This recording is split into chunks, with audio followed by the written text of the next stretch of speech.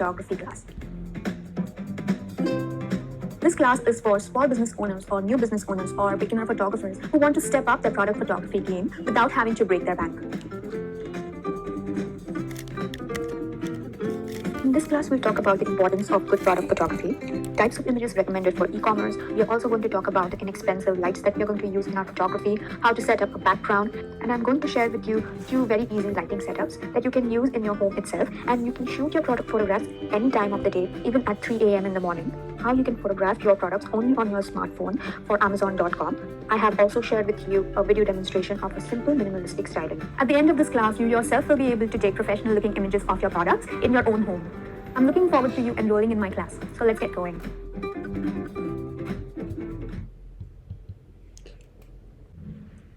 Your product is the face of your brand.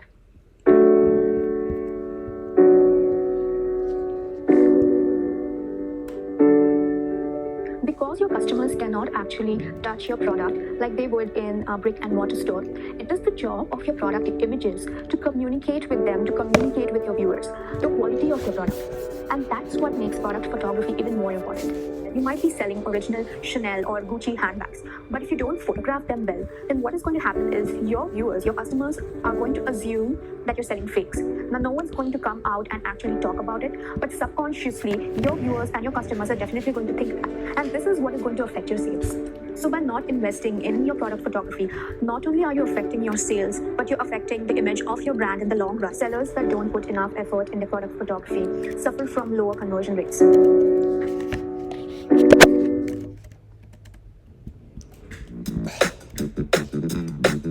There are two main types of images that one should use on their e-commerce website and on its social media platforms. The first one is product-only images. The second kind is lifestyle images, which shows how the products are being used.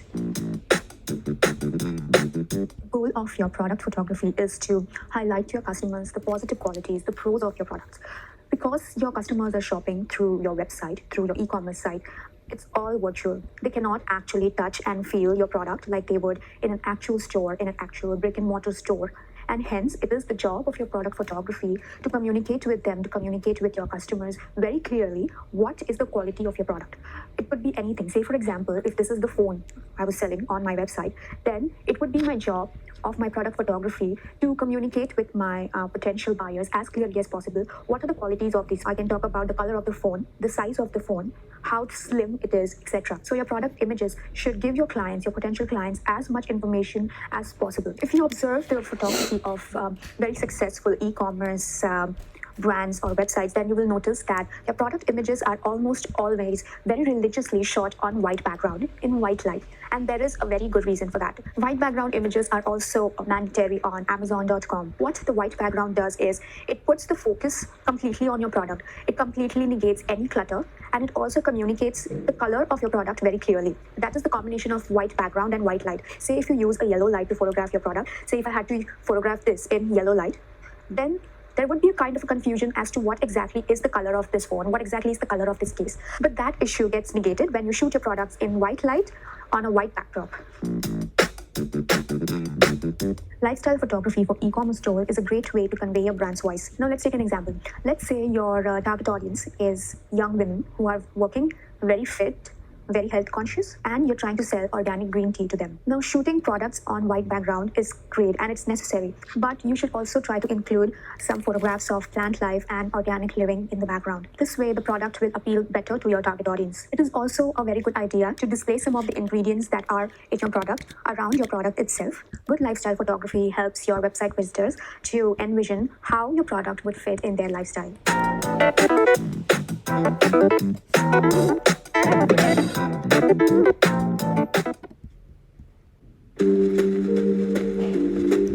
So in this video, I want to share with you the lights I use. They are very simple. They are very easy to use. They're easy to find. And they are inexpensive. So I have these two buddies here. Oops, almost dropped it. Okay, so I have these two bulbs here. This big one is the size of my face, is going to be our key light. The small one, the little one here, is going to be our fill light. Now, what about these lights? What are the qualities of these lights? Why I use them? First and foremost, and the most important, the very basic reason is the color. the color of the light that these two give out, the color temperature that is, and these two give out daylight. Now they don't exactly give out daylight, but the color that they give out resembles daylight. And what I mean by that is the color temperature is 6500K. You can find these bulbs anywhere on Amazon or in your local store. I bought these from a local store near my house. This one is a little expensive than this one, of course. I don't remember how much these two cost exactly. I have had these with me for a pretty long time, almost a year. But they are pretty inexpensive. They cost under $10. This is even cheaper than $10. I think around $5 or maybe less. So these two are excellent for getting the job done for product photography, and they blend in perfectly with the white background, and they are true to bringing out the colors of your product. Now, the power of this light, this is going to be our key light. We want our key light to be stronger than our fill light. Key light is always going to be stronger, bigger, more powerful than our fill light. So the power of this light bulb is 45 watts. And then the power of this light bulb, whoops, okay, I don't want it to fall, is 14 watts. Now, do you have to stick to using exactly these powers? No. You can use bulbs of any power that suits you, that gets your job done. You can use any power. It's up to you. All you have to pay attention to is using the right color temperature, and that is 6500K, because it very closely resembles daylight. That's all you have to pay attention to. Now, if you don't find a big bulb, then you can use two of these. If you don't find a 45 watts power and you only find a 20 watts power and it's getting your job done, then go ahead, do it. There are no rules. And this is 14 watt. Now, you don't have to exactly use one smaller than the other as well. You can just use two light bulbs instead of using one big and one small. You can also use two light bulbs of the same power and then manually reduce the fill light by adding more diffuser. So you can do that as well. The lights that are on in my room right now that are around me are also 6500K, which is white light. You can see right here, this is all white light. That is what we want. So when you go out to buy your lights, just pay attention to the color temperature, and then you can play around with the power of the bulb as per your requirement. Now let's talk about my hands down the most favorite light for product photography, and drum roll please, it is ring light. I know no one uses it for product photography. Everyone uses it as a beauty light. Even on YouTube you see people talking about ring light as primarily as a beauty light, but I just love using it for product photography because it's so easy. Like, it is just I don't think it gets easier than that. I think even light boxes can be limiting in a way because of how big they can be. I don't think people use ring light for product photography. I don't know why, but I tried it and it is excellent. I'm sure there are people who disagree with me, but I personally think ring light is amazing for product photography simply because it makes my life so much easier and it simplifies things so much for me. And there are literally no shadows. I mean, there are shadows, but they're all hidden under the product itself.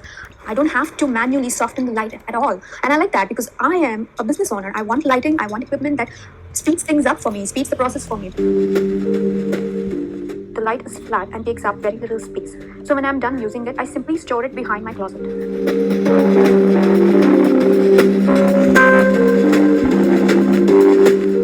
It has an adjustable height and an adjustable angle, which means I can light my subjects from top at an angle of 180 degrees with maximum possible shadow hidden under the subject. And last but not the least is the most useful feature of this light, and that is the ease of adjusting the color temperature and the amount of light it gives out. The simple rotating button, which is the dimmer of the light, saves me a lot of manual work of producing lights with an external diffuser. This light cost me around $100 US, and although $100 isn't exactly expensive, it can be quite a bit when you have your own startup business and or have high overheads. Hence, using a ring light is optional but very convenient. And so ring light is my absolute favorite light for product photography. And of course, we need a digital camera. Now, you don't have to have a professional SLR camera where you can change your lenses, etc., because that can be intimidating and too complex or too overwhelming for someone who's new to photography. But I recommend that you use any digital camera and not stick to just using your phone for photography, because it matters. It really does matter, the amount of detail that you get in your photographs. It matters a lot, actually. I'm not saying that you shouldn't use your phone camera at all. If buying a digital camera is currently a bit expensive for you, then I definitely recommend that you stick to your phone camera. But if you can afford to buy an SLR camera, a good SLR camera, then I recommend that you buy the best one you can afford to buy. Look at it like an investment, because it matters. It definitely matters because it gives you more control over the light, the exposure, the sharpness, etc. It matters a lot. So if possible, buy an SLR camera, buy a good digital camera. If not, use your phone camera.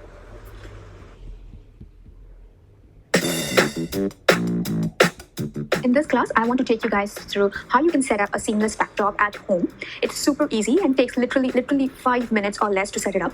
Now to begin with, I do recommend picking a spot in your place where you can set up your backdrop, set up your lights, basically set up your DIY mini photography studio and let it stay in that place for at least a week or at least a month. Use anything that's handy. You can use bed sheets and fabrics, etc. I don't, because I find paper easy to work with.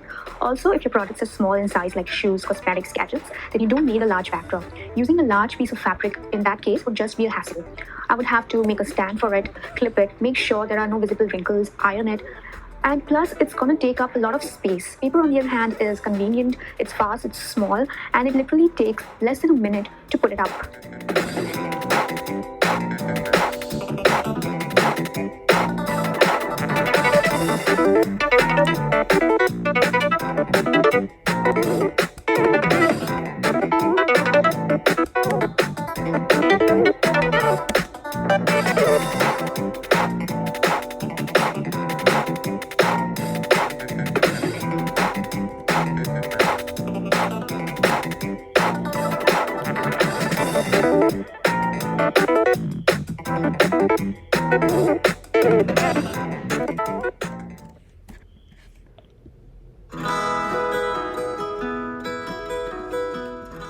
Having a home studio is one of the most valuable resources a startup owner or a small business owner can have.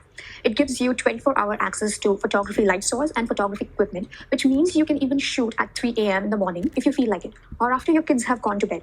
There are no restrictions whatsoever. But the sheer number of lighting setups that are available can be very overwhelming and very confusing. So in this class, I'm going to demonstrate to you guys and share with you a single lighting setup which can be used for shooting all of your products for your Amazon store or your e-commerce site. I like to use ring light as key light from the top. If you are using a ring light to photograph your products, then all you have to do is set the color temperature of the light to 6500K and tilt the light to 180 degrees directly above your product. What this does is that it hides the shadows directly under the product. As you can see, you can easily adjust the height of the light to further soften the shadows. Ring lights tremendously reduce the shadows and naturally soften the image, and the distribution of light is perfectly even. If you notice, the lighting in the images looks very high quality, and that too very easily. The beauty of this setup is that it lets you photograph any product you want in any angle that you want, and that too without much effort.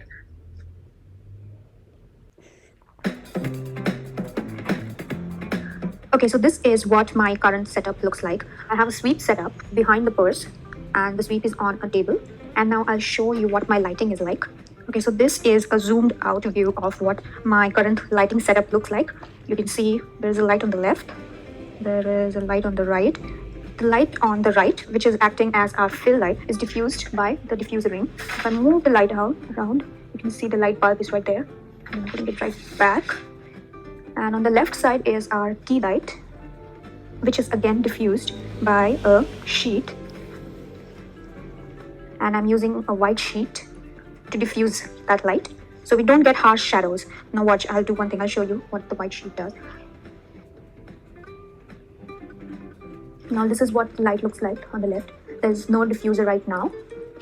You can see how strong the shadow is. This is what we don't want. So what we are going to do is, what we want is, in the end result, in our final result, we want to soften these shadows. We want a lot of light. We want a lot of good white light. We want our product to be very clearly visible in the light, but we also want soft shadows. So second step is softening the shadows. So we are going to place a white sheet of fabric right in front of. Now I have put a sheet of fabric in front of my light and the shadow is soft. Once we have put our diffuser on our light, next we want to add light to our setting, to our product, to fill this shadow up. We want to lighten this shadow. Hence, I'm going to put a light bulb here. So I'm going to turn this light on and I have removed the diffuser. So just watch how strong the light will be. Look how strong the light is, and we're getting shadows here as well. We don't want that. We want nice white light, but we also want nice white soft light. So now I want to soften this light. So what I'm going to do is I'm going to place a diffuser. I have a ring diffuser, but if you don't have a diffuser ring, then you can always use another white sheet of fabric. Now let's have a look at the result. This is the result. You can see the shadow here has softened. You can see the shadow here has softened.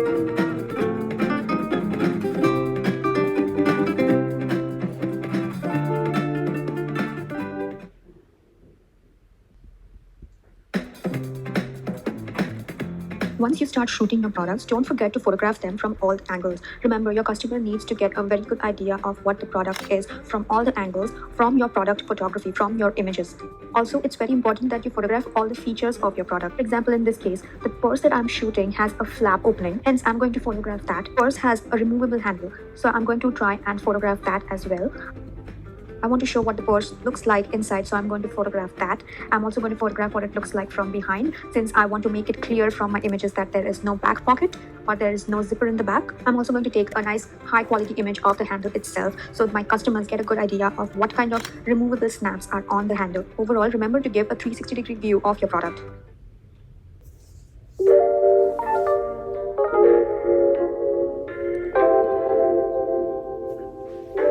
I'm going to keep the purple paper at the bottom as is, because I want to add some kind of softness to the video, some kind of feminine touch to the video, and I think color purple is very feminine. Now I'm going to place a crisp white towel, a clean soft towel on the purple paper. Now, why am I doing this? Why am I placing a towel underneath the candle? What is the reason for that?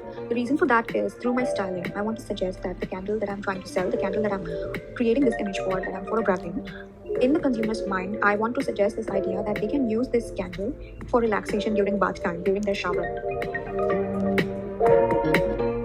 And that's why I'm also going to place a soap in our image, but I'm going to place it behind the candle because I want the focus to be on the candle, because that's the hero of our image. Think of what are the props you could use to make this image more feminine. I can think of flowers, right? We like flowers in our washroom, in our bedrooms, next to our bed, on our bedside table. So what I'm going to do is I'm going to try and add a floral element to the composition. Now I actually have a flower, so I'm using a flower. You could use any other floral element. I think the color pink of the flower is too overpowering, so I'm going to change the flower element with another floral element that is lighter in color.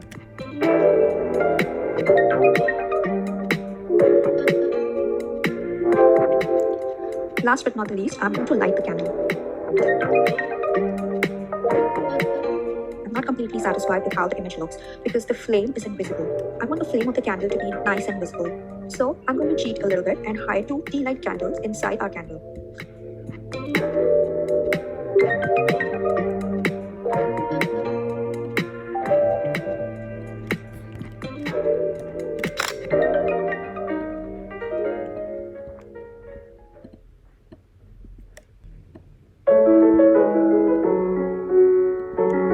If you are new to using an SLR camera and are comfortable with just going ahead with using the auto option, then by all means go ahead, that's fine, that works too. However, if you are interested in knowing what manual settings will work best for shooting your products, then continue watching this class. First and foremost, you want to mount your camera on a tripod to free up your hands and avoid any camera shakes. Assuming that you have a dial for settings on the top of your camera, set the dial to M, that is the manual mode. Next, you want to set your ISO to 200. You can set it to 400, but 400 and above gives you grain in your images. And for capturing clean, crisp images, stick to using ISO lower than 400. 200 does the job well. Next, we are going to adjust the f-stop. We want to capture as much detail as possible for product photography. Hence, we want to keep the depth of field as low as possible. In my experience, the f11 works well. So set the f-stop of your camera to f11.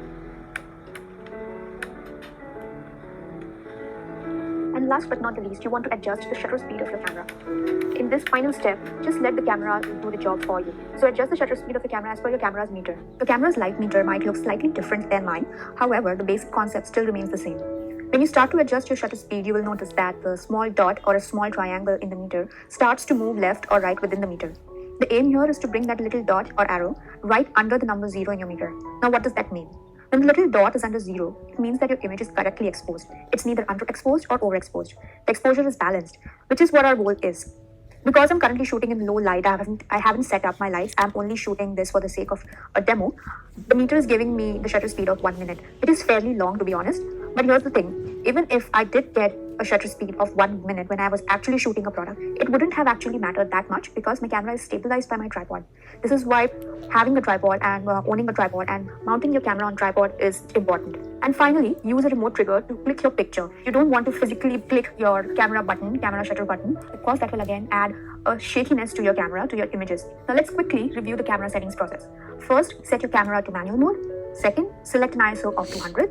Third, set your f-stop to 11. And finally, set your shutter speed as per your camera's light meter.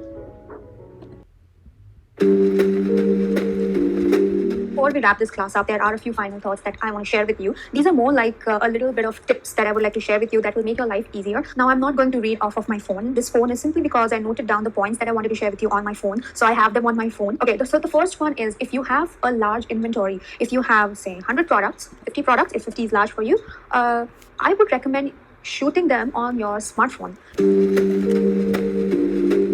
because that will make things faster for you. Say, for example, you are shooting on your camera, then you would have to transfer those images from your from your memory card to your computer. Then to edit, you would have to open them up in Photoshop or Lightroom or whichever software you're using. Then you'll have to export it as a JPEG or a PNG, and then you would have to upload it to the website, etc., etc., etc. Now, this doesn't sound like a lot of work. It's not a lot of work if you only have a couple of images to work with. But if you have hundreds of images to work with, then that process is going to take up a lot of time. Like, trust me, it takes so much time. It gets very exhausting. And if you are currently a solo entrepreneur, you haven't really had the resources to hire help just yet, then that is going to take up a lot of your time. It's going to be very, very exhausting mentally and physically. So if I had 100 products to photograph, to upload, then I would stick to using my smartphone for photographing them and editing them. Now, if you are going to only upload your images on your website or Instagram or Facebook, then I don't necessarily think that you have to shoot them in RAW or large format, because those files are really huge. Like, one raw file can be 72 MB. And then when you open it up in Photoshop, you process it, you retouch it, do whatever you have to do for your image to look really good. And that is going to increase the file size even more. And that is quickly going to take up your disk space. Now, if you're going to print those images in the future, say for a restaurant or billboard, etc., then yes, shoot in RAW. Then definitely shoot in RAW. But if you're not going to print them, and if you're only going to upload it on your website, then I would recommend you to photographing your images in either S, M, or L. I would stick to M, because I don't want my images to be so small that they start to lose their detail. I also don't want them to be so big that they take up unnecessary disk space on my computer. So I usually take my product photographs in M size. Now, I know I've been talking a lot about the color temperature, that is 6500K, but if you're using the ring light, then the temperature on the ring light goes up to 5600K. It doesn't go up to 6500K. At least the ring lights that I have come across, they are restricted to 5600K as the maximum temperature, and that is fine. That much color difference is considered okay. It's not exactly visible by our naked eye. I mean, if you place two colors, if you place two light bulbs with 6500K and 5600K right next to each other, and you compare them, then you will notice a little bit of color difference for sure. But if you only use 5600K, then you're not going to be able to notice that it is slightly yellower than 6500K. You can still use it for your product photography. All I suggest you to do is, if you are using 5600K, then use all other lights, use your fill light as well in 5600K. Don't use two different color temperatures, because your camera is going to pick it up and there will be a difference in the white balance of the camera. Then one side of your image is going to look slightly yellower than your other side. So stick to using lights in the same color temperature while photographing your products. And the final tip I want to share with you before we wrap this class up is clean your products, physically clean your products before you shoot them. The cleaner your products are, the less work you'll have to do on them in post-production. Say you're photographing glass, then try to use gloves so you don't get your fingerprints on them. Try to clean any dust from your products as much as you can. Try to remove any stains which you can. Make your product as clean, as spotless as you possibly can before you photograph them.